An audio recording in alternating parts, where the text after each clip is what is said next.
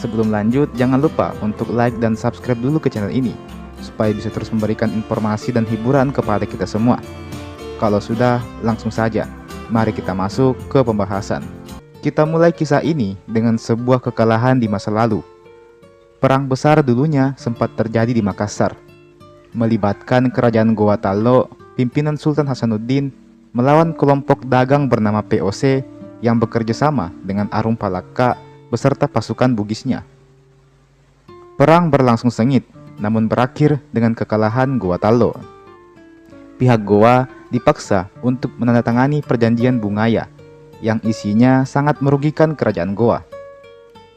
Sultan Hasanuddin menandatangani perjanjian itu, mengakui kekalahannya sekaligus membebaskan POC berkeliaran di wilayah Makassar. Banyak pihak yang tentu saja kecewa dengan hal itu. Rasanya seperti harga diri orang-orang Makassar telah diinjak-injak oleh POC dan Arum Palaka. Tapi mau bagaimana lagi? Secara kekuatan, kerajaan Goa sudah kalah melawan POC. Ada beberapa putra mahkota dari Sultan Hasanuddin ini yang tidak terima dengan keputusan itu. Mereka pergi dari Makassar dan terus berperang melawan POC di berbagai tempat di Indonesia. Salah satunya adalah Daeng Mangale yang juga meninggalkan tanah kelahirannya itu pada tahun 1660. Daeng Mangale sempat tinggal di Jawa selama 3 tahun. Di sana dia menikah dengan seorang putri raja yang bernama Angke Sapia. Meski begitu, Jawa bukanlah tempat selamanya bagi Daeng Mangale. Beliau mengajukan permohonan untuk mendirikan perkampungan di sekitar wilayah Siam. Dan permohonannya itu pun dikabulkan oleh Raja Siam kala itu, yakni Somdet Paranarai. Alhasil, Daeng Mangale beserta 250 orang pengikutnya pun bermigrasi ke Siam. Sekali lagi, Siam inilah yang di kemudian hari akan menjadi negara Thailand. Kedatangan Daeng Mangale disambut dengan baik. Beserta pengikutnya, beliau diberi tempat di samping perkampungan orang-orang Melayu. Di tempat ini berdirilah perkampungan orang-orang Makassar juga. Kehidupan berjalan dengan lancar, dikarenakan orang-orang Melayu juga beragama Islam. Maka orang-orang dari Makassar ini tidak begitu kesulitan untuk membangun relasi dengan tetangganya. Di sisi lain, ada juga orang-orang dari Minangkabau, Gujarat, dan sebagainya yang membangun relasi dengan orang-orang Makassar ini. Namun layaknya cerita di film-film, kehidupan yang lancar ini tidak berlangsung selamanya. Semua berubah semenjak kehadiran Konstantin Paulkon, seorang wakil kongsi dagang dari Inggris atau East Indies Company. Kehadiran orang-orang dari Inggris ini mulai mempengaruhi strata politik di wilayah Siam, dan tentu saja menimbulkan kekhawatiran bagi orang-orang yang menetap di wilayah tersebut. By the way, nama kerajaan tempat Daeng Mangale dan kawan-kawan bermukim adalah Kerajaan Ayutthaya. Di Kerajaan Ayutthaya ini, semakin banyak serdadu dari Eropa yang datang ke wilayah kerajaan, dan menjadikan suasana pun jadi semakin kurang kondusif. Banyaknya orang-orang Eropa dalam Kerajaan Ayutthaya ini membuat orang-orang pendatang, termasuk Daeng Mangale, ikut gusar. Apalagi, ada rumor kalau Raja Ayutthaya ini akan segera dikristenkan. Jika sampai terjadi, besar kemungkinan kelompok Muslim akan diperbudak oleh orang-orang Eropa. Pemberontakan terjadi di tahun 1685. Kelompok orang-orang Melayu, Persia, dan Champa, serta sebagian dari kerajaan Ayutthaya yang menolak orang-orang Eropa melakukan penyerangan kepada orang-orang Eropa. Pemberontakan ini sampai ke telinga raja, dan para pelaku pemberontakan ini kemudian dihakimi. Kelompok Melayu, Champa, dan lain-lain meminta maaf atas hal itu, dan permohonan maaf mereka pun diterima oleh sang raja. Di satu sisi, Daeng Mangale beserta pengikutnya menolak meminta maaf. Mengapa? Karena memang orang-orang Makassar ini tidak ikut terlibat dalam rencana pemberontakan tersebut. Hanya saja, Daeng Mangale memang sudah tahu akan rencana itu, dan dia lebih memilih untuk diam saja dan tidak segera melaporkannya kepada sang raja. Alhasil, terjadilah konflik di sini. Mengapa Daeng Mangale tidak melaporkan rencana itu? dikarenakan Daeng Mangale sudah menganggap orang-orang Melayu dan Champa itu sebagai sahabatnya, dan beliau tidak mau melaporkan sahabat-sahabatnya itu.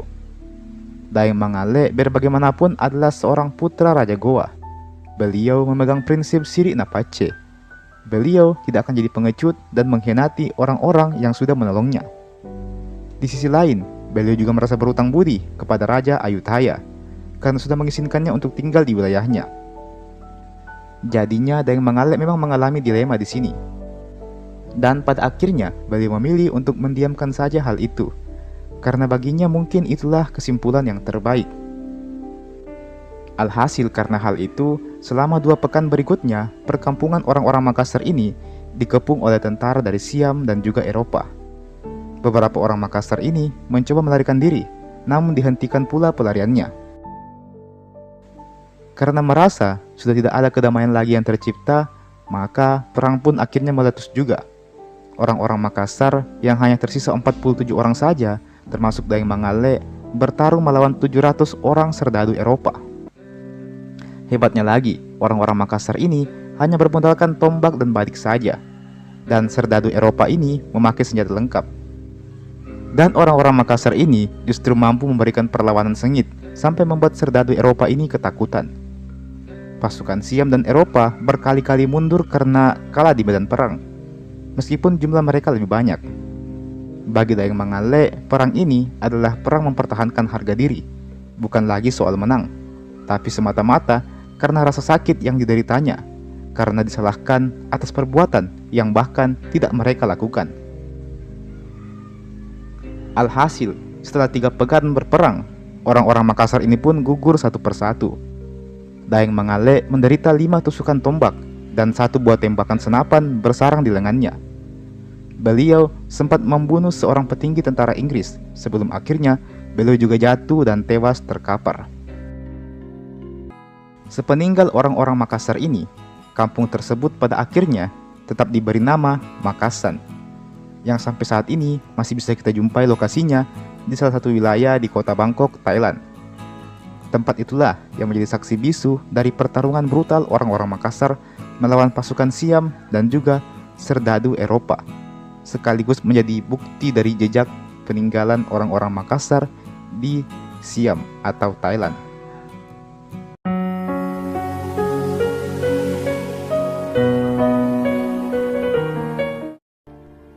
Bagi orang-orang di Sulawesi Selatan, nama Ambo Solo mungkin masih terdengar asing. Namanya memang jarang disebutkan di media ataupun di obrolan orang-orang. Namanya seolah asing di telinga kita semua, sekalipun beliau berasal dari daerah kita. Meskipun asing, namun bagi orang-orang di Singapura maupun di Malaysia, nama Ambo Solo ini sudah sangat sering terdengar. Sosok Ambo Solo ini memang punya andil besar dalam membangun perekonomian bagi kedua negara tersebut, khususnya di paruh pertama abad ke-20 silam. Haji Ambo Solo lahir pada tahun 1891 dan meninggal dunia pada tahun 1963. Beliau adalah seorang pengusaha sukses di negeri Melayu. Namanya selalu dikenal sebagai sosok pemimpin komunitas Bugis di Melayu, sekaligus pendiri dari surat kabar Melayu kala itu yang bernama Utusan Melayu. Selain menjadi pemimpin bagi komunitas Bugis, Ambo Solo juga sempat menjadi pemimpin dari komunitas orang-orang Melayu, tepatnya tahun 1930 hingga 1950-an. Haji Ambo Solo memang berasal dari keluarga Bugis yang kaya raya. Sebelum memutuskan pergi ke Melayu, dalam hal ini Singapura, dia bersama keluarganya telah lama tinggal di Pontianak. Ayahnya bernama Haji Omar Ali. Haji Omar Ali ini adalah seorang pengusaha terkemuka dengan properti di berbagai tempat di Singapura, seperti di North Bridge Road, Sagoland, Queen Street, Jalan Besar, hingga Java Road. Di Singapura, Haji Omar Ali ini beserta keluarganya tinggal di sebuah rumah berlantai 3 di kawasan Java Road, yang sekarang sudah berganti nama menjadi Crawford Lane. Rumah tersebut juga kerap kali menjadi tempat berlindung bagi para pedagang Bugis lain yang singgah berdagang di Singapura. Haji Omar Ali ini dianggap sebagai tokoh yang sangat berpengaruh dan berwibawa di kalangan komunitas pedagang Bugis. Ketika Haji Omar Ali ini meninggal dunia, maka jelas semua harta kekayaannya diwariskan kepada putranya, yang tidak lain adalah Ambo Solo. Sama dengan ayahnya, Ambo Solo juga menjadi sosok berwibawa yang dihormati oleh orang-orang. Tak ayal, berkat kewibawaannya ini, Ambo Solo sering menjadi penengah apabila terjadi perselisihan di antara para pedagang Bugis. Dia pun kemudian diangkat menjadi hakim perdamaian pada tahun 1927. Pada waktu itu, usia beliau baru menginjak 36 tahun. Ambo Solo ini dikenal luas sebagai salah satu founder dari surat kabar Melayu yang bernama Utusan Melayu. Ambo Solo mendirikan perusahaannya ini bersama dengan Yusof Ishak, yang kemudian hari akan menjadi presiden pertama di Singapura. Yang menjadikan kabar Melayu ini penting adalah karena pada waktu itu, surat kabar yang ada di wilayah Singapura hanyalah surat kabar asing, entah dari Arab, Inggris, atau bahkan India. Berdirinya surat kabar Melayu ini menjadi sebuah tanda bahwa orang-orang Melayu juga bisa berkembang dan tidak kalah dari orang-orang pendatang. Selain sebagai pendiri perusahaan, Ambo Solo juga menjadi sosok di balik majunya persepak bolaan di Singapura, di mana beliau kerap kali mengadakan turnamen sepak bola di Singapura. Beliau juga sempat menjadi presiden dari Asosiasi Sepak Bola Melayu. Tidak hanya itu, Ambo Solo juga aktif di bidang politik. Pada tahun 1934, dia menjadi perwakilan dari komunitas Melayu Singapura dan menyerahkan surat kepada Gubernur Negeri-Negeri Selat, Senton Thomas. Dalam surat itu menyatakan bahwa orang-orang Melayu setia kepada pemerintahan Inggris dan Singapura. Dia kemudian terpilih sebagai Presiden Kesatuan Melayu Singapura yang disingkat KMS. Salah satu kontribusi besar beliau kala itu adalah dengan memberikan bantuan kepada orang-orang Melayu berupa tanah dan pemukiman. Berkat itu, banyak orang-orang Melayu yang awalnya terlantar dan tak punya rumah, kini bisa punya rumah, punya tanah, dan membangun tempat tinggalnya sendiri. Haji Ambo Solo tidak berkontribusi hanya sebatas itu saja. Beliau juga aktif di bidang keagamaan, di mana beliau sempat memegang jabatan sebagai anggota Komite Perkumpulan Dana Perwalian Muslimin pada tahun 1949. Beliau juga dipilih menjadi penasihat Masjid Sultan, yang kemudian dianggap sebagai Masjid Nasional Singapura. Untuk mengenang jasa-jasa beliau ini, maka nama beliau dijadikan sebagai nama jalan di daerah bekas pemukiman Melayu. Jalan Ambo Solo merupakan nama jalan yang diambil untuk menghormati sosok Ambo Solo ini. Ambo Solo meninggal dunia pada tahun 1963 dalam usianya yang mencapai 72 tahun. Beliau dimakamkan di pemakaman Jalan Kubor yang terletak di seberang Masjid Sultan. Adapun rumah besar yang ditinggali oleh Ambo Solo dibongkar 2 tahun setelah kematiannya. Saya sendiri juga kurang tahu apa alasannya sampai rumah itu dibongkar. Ambo Solo sendiri memiliki 2 orang istri. Dari 2 orang istri tersebut lahirlah 10 orang anak, yang mana salah satunya bernama Haji Abdullah Amin. Haji Abdullah Amin ini dikenal juga sebagai seorang pionir sastra Melayu. Dari kisah ini kita bisa belajar bahwa kesuksesan itu bisa datang dari mana saja dan di mana saja. Sosok Ambo Solo mungkin sukses berkat privilege dari keluarganya yang kaya raya. Tak dapat dipungkiri, beliau adalah anak beruntung yang lahir dari keluarga kaya raya, sehingga mendapat warisan yang tak terhingga jumlahnya. Namun di balik itu semua, uang tanpa akal hanya akan habis dalam waktu singkat. Tentu, Ambo Solo ini telah belajar banyak dari orang tuanya, soal bisnis, politik, ekonomi maupun akhlak. Kita tahu sendiri, jasanya tidak sebatas membangun perusahaan saja. Beliau juga membangun koneksi dengan sesama orang-orang Bugis maupun Melayu. Berkat itu, sosoknya dihormati oleh banyak orang. Dia pun berkontribusi di bidang politik, olahraga, dan agama, menjadi satu tokoh penting yang membangun peradaban di Singapura. Beliau tidak sekedar terlahir kaya saja, tetapi juga mampu mempertahankan kekayaannya, bahkan meningkatkannya lagi. Di sisi lain, beliau juga menjadi sosok pemimpin bagi orang-orang Bugis dan Melayu. yang menjadikannya tidak hanya dikenang sebagai seorang pengusaha atau politikus sukses, tetapi juga sebagai pahlawan bagi Singapura itu sendiri.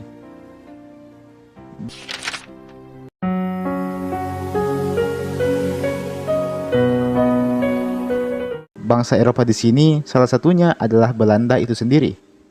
Keturunan Yahudi ini datang dari Belanda ke Indonesia pada era Perang Dunia Kedua atau sekitaran tahun 1800 hingga 1930-an. Mereka semua tidak hanya berasal dari Belanda saja. Sebagian dari mereka berasal dari Polandia, Portugis, Jerman, Belgia, dan bahkan juga dari Irak. Mereka ini semua kemudian tinggal dan menetap bersama dengan masyarakat Minahasa.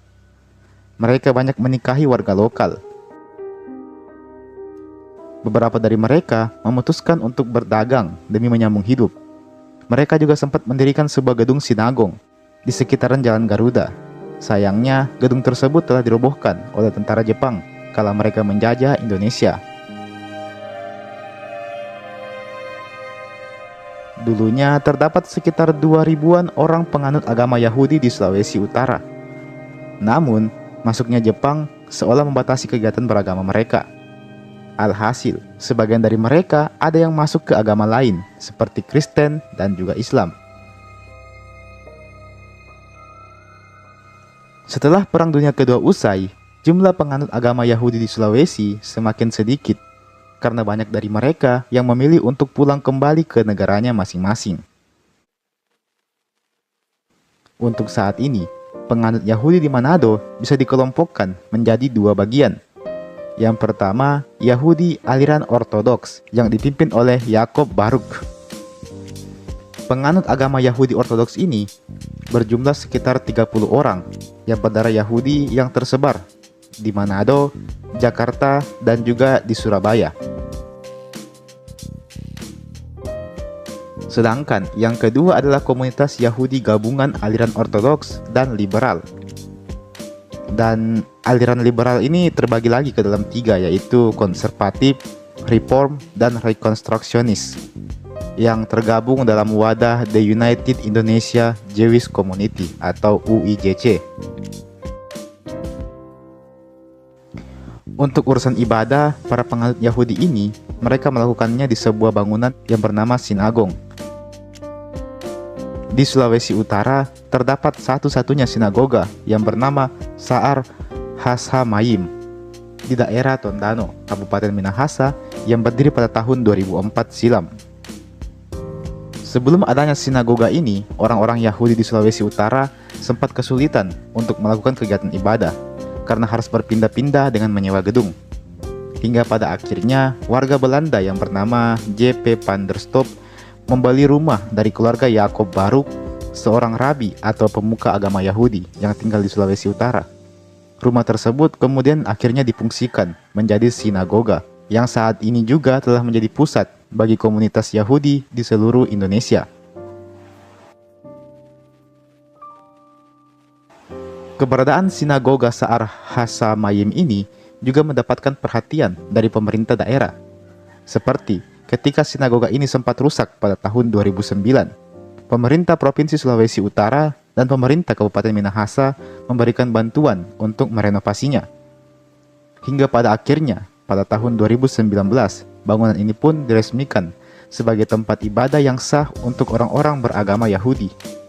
Sinagoga ini pula yang menjadi satu-satunya sinagoga yang diakui oleh pemerintah di Indonesia.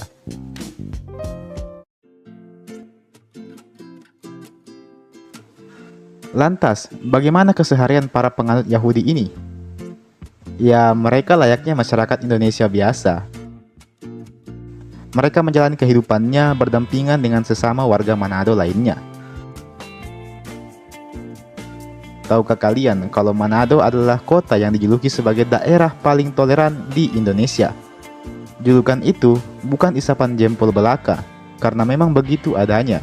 Masyarakat di Manado ini sangat toleran dengan setiap perbedaan yang ada, termasuk dengan para komunitas Yahudi ini.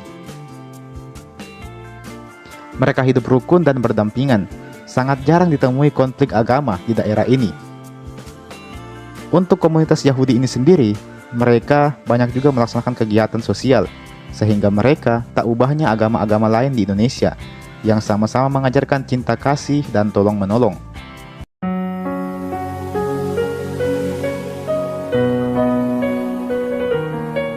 Benua Australia adalah benua yang diklaim ditemukan oleh seorang berkebangsaan Inggris yang bernama James Cook. James Cook sendiri adalah seorang penjelajah, kartografer, sekaligus perwira Angkatan Laut Inggris yang memang cukup dikenal namanya di era 1700-an. Yang membuat namanya terkenal karena dia pernah melakukan 3 pelayaran penting antara tahun 1768 hingga tahun 1779 di Samudra Pasifik, khususnya di wilayah Selandia Baru dan juga di Australia. James Cook sendiri menganggap bahwa dirinya sebagai orang yang pertama menemukan benua Australia. Itulah mengapa pada masa berikutnya wilayah Australia berada di bawah kekuasaan kerajaan Inggris. Dan ini adalah catatan sejarah orang-orang Eropa. Sedangkan bagi orang-orang di Indonesia sendiri, hal itu tidak sepenuhnya benar. Mengapa? Karena nyatanya, kalau saja mau, orang-orang dari suku Makassar juga bisa mengkolonisasi daratan Australia ini. Pasalnya, orang-orang dari suku Makassarlah yang lebih dulu tiba di daratan Australia. Jadi bukan James Cook, tapi orang-orang Makassar. Hanya saja, tujuan dari orang-orang Makassar ini adalah untuk berdagang dan barter, bukan untuk menjajah. Ditambah, orang-orang dari suku Makassar tidak begitu tertarik untuk mengklaim diri mereka sebagai penemu benua Australia. Jadi begini, sebenarnya 70 tahun sebelum James Cook tiba di Australia dan mengklaim dirinya sebagai penemu benua Australia, orang-orang dari Makassar justru sudah lebih dulu bolak-balik dari Makassar ke Australia. Jadi orang-orang Makassar dulunya, selain pandai berlayar, mereka juga dikenal sebagai pebisnis yang ulung. Tujuan orang-orang Makassar itu berlayar ke Australia bukanlah untuk menjajah, melainkan untuk mencari teripang. Teripang ini nantinya akan mereka bawa ke Cina untuk dijual. Orang-orang Cina kala itu sangat menggemari teripang. Mereka menggunakan teripang sebagai obat dan juga sebagai makanan. Nah, kebetulan daerah pesisir utara benua Australia ini memang dikenal dengan kekayaan sumber daya lautnya yang melimpah, terutama teripang. Dan pada waktu itu orang-orang Makassar berlayar ke Australia menggunakan perahu pinisi, yang kita sama-sama ketahui kalau pinisi ini memang sangat ikonik di Sulawesi Selatan. Kala itu, nama lain dari pinisi adalah perahu Padewakang. Adapun sosok yang memimpin ekspedisi suku Makassar ke Australia kala itu adalah Unusu Daeng Remba. Beliau inilah yang menjadi kapten dari perahu pinisi yang berlayar untuk mencari teripang di Australia. Dalam pelayaran itu, orang-orang Makassar pertama kali tiba di wilayah yang bernama Kimberley. Daerah Kimberley ini dulunya memang dikenal sebagai daerah penghasil teripang. Salah satu bukti yang membenarkan fakta ini adalah dengan ditemukannya kamp bekas para pelaut Makassar di sekitaran wilayah tersebut. Setelah Kimberley, pelaut Makassar ini kembali melanjutkan ke wilayah Arnhem Land. Mereka menghabiskan berbulan-bulan waktunya di sana untuk mencari teripang di laut, sekaligus juga untuk membangun keakraban dengan warga lokal, yakni suku aborigin Yolngu. Orang-orang aborigin kala itu menyebut pelaut Makassar dengan sebutan Mangajara atau Munanga. Memang, kedatangan pelaut Makassar kala itu disambut dengan baik oleh para warga aborigin. Selain karena mereka datang dengan damai, juga karena mereka saling berbagi cerita dengan warga aborigin. Alhasil, orang-orang Makassar ini amat sangat disenangi oleh para warga aborigin.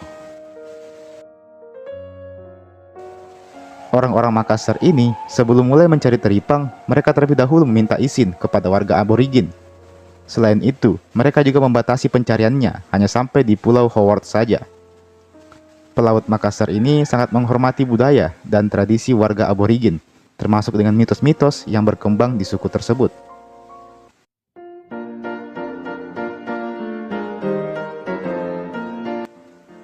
Hubungan kekerabatan ini berlangsung selama beberapa tahun. Kedua belah pihak saling akrab satu sama lain. Bahkan sempat terjadi pertukaran kebudayaan di antara kedua suku ini. Kala itu, para pelaut Makassar datang dan mereka tidak mau mengambil teripang secara cuma-cuma. Mereka sadar bahwa kekayaan alam ini adalah milik bangsa aborigin. Itulah mengapa pelaut Makassar ini ingin membeli teripang tersebut. Namun suku aborigin kala itu masih tergolong primitif. Mereka masih belum mengenal mata uang. Alhasil, para pelaut Makassar pun menawarkan barter saja. Sebagai ganti dari teripang ini, orang-orang Makassar akan memberikan tembakau, beras, alat-alat logam seperti pisau, kapak, dan bahkan senapan. Ada satu kisah yang dikutip oleh National Geographic Channel dalam websitenya. Kisah seseorang yang bernama Gailey. Gailey ini masih menyimpan kenangan manis para pendahulunya tentang para pelaut dari Makassar yang rutin datang selama sekitar 1,5 abad ke Arnhem Land. Gailey ini masih ingat cerita kakeknya bagaimana orang Makassar menghormati suku Yolngu dan membawa pengaruh yang baik bagi kehidupan suku Yolngu. Suku Yolngu juga mengenal kata rupiah yang mirip dengan nama mata uang Indonesia. Dalam bahasa Yolngu atau Yolngu Mata, rupiah berarti uang. Penyerapan kata rupiah merupakan bentuk pengaruh kuat kedatangan para pelaut dari Makassar ke tanah aborigin. Dan tak hanya membawa bahan makanan dan memperkenalkan benda logam, para pelaut dari Makassar juga mempengaruhi bahasa Yolngu. Kurang lebih ada 200-300 kata dalam bahasa Yolngu yang dipengaruhi oleh para pelaut dari Makassar. Lebih lanjut, kalian bisa langsung saja baca laporan artikelnya yang berjudul Austronesian Loanwords in Yolngu Mata of Northeast Arnhem Land yang ditulis oleh Alan Walker dan R. David Short dari Australian National University atau ANU pada tahun 1981.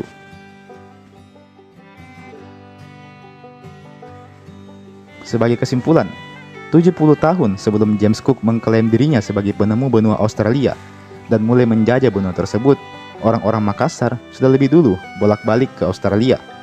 Orang-orang Makassar ini datang ke Australia untuk mencari teripang. Teripang ini nantinya akan dijual lagi ke Cina sebagai bahan makanan dan juga sebagai obat-obatan. Nah, orang-orang Makassar sebenarnya bisa saja merampas semua teripang yang ada di Australia. Mereka bahkan bisa menjajah Australia kalau mereka mau. Tapi nampaknya mereka tidak tertarik dengan jajah-menjajah. Bisnis teripang nampaknya jauh lebih menggiurkan. Sayangnya, orang-orang aborigin kala itu, mereka belum mengenal mata uang. Alhasil, sebagai ganti dari teripang, maka orang-orang Makassar ini memberikan beras, logam, tembakau, dan senapan kepada orang-orang aborigin. Transaksi ini berlangsung selama beberapa tahun. Kedua suku tersebut nampak akrab dan selalu menjalin keakraban. Bahkan, terdapat 300 kata dari bahasa Makassar dan Indonesia yang justru diadopsi menjadi bahasa Yolngu aborigin. Kala Inggris mulai menjajah Australia, maka hubungan keduanya pun mulai surut. Karena itu pula lah, sejarah baik antara Makassar dan aborigin ini kini hanya jadi tulisan di buku-buku sejarah saja.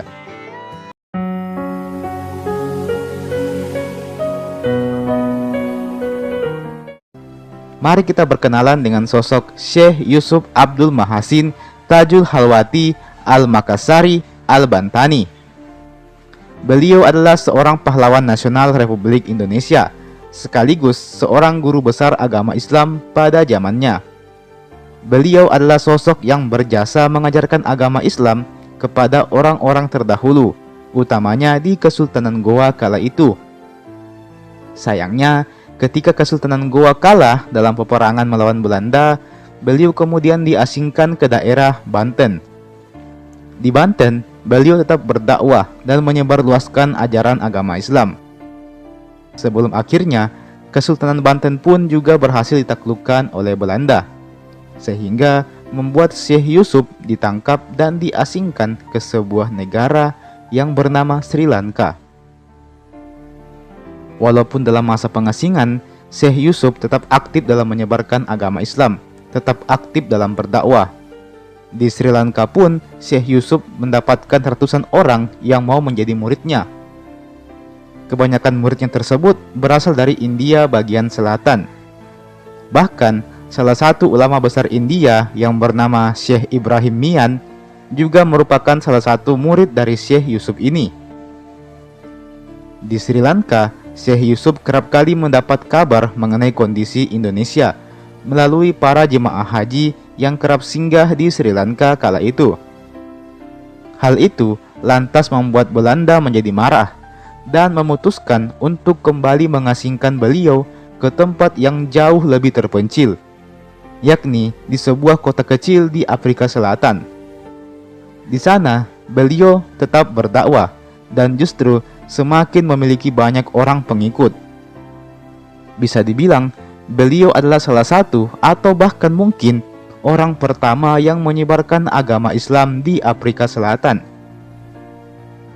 Singkat cerita, beliau kemudian wafat pada tanggal 23 Mei tahun 1699.